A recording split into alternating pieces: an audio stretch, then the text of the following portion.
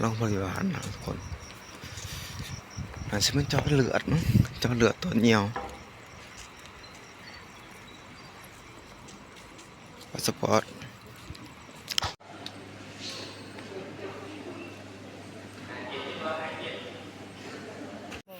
ตอนนี้เขาก็ตรวจเลือดตรวจยังเอ็กซเรย์ยังเรียบร้อยเลยทุกคนก็มานั่งรอนะตอนนี้เขาก็หอดนี่แล้วน้องค่ายแล้วน้องทุกคน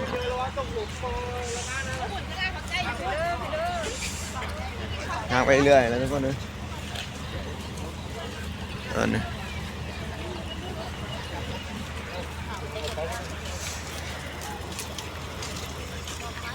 เขาก็จะไปจับบัตรออกถึงแม้จะบ่ละเดาเอาทุกคนเลยบ่ได้มาเฮิงนะก่อนโควิดผุนมารอบนั้นก็ได้รอบนี้มาบ่คือเก่าเลยแต่ก่อนอื่นเขาก็เบิ่งกันเนาะทุกคนเนาะคนโคตรลายเลยคิวยาวเลย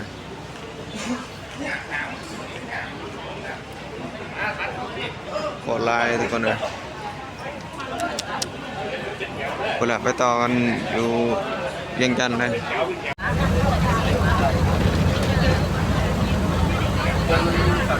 กลับบ้านวันนี้ทุกคนเลย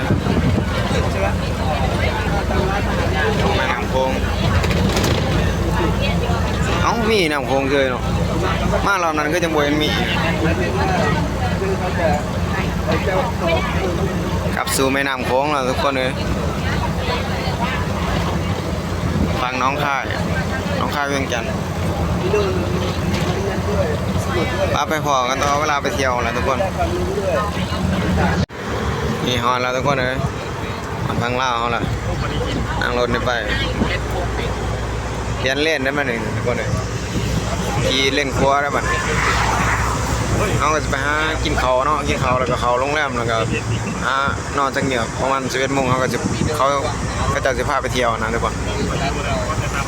เวลาจะไปพอกันในที่นี่ก็หาตลาดเนาะทุกคนเนาะอันนี้แม่บ้านมันไปซื้อปิ้งไก่อยู่ตอนแรกว่าจะนั่งกินเพอทุกคนเลยบอย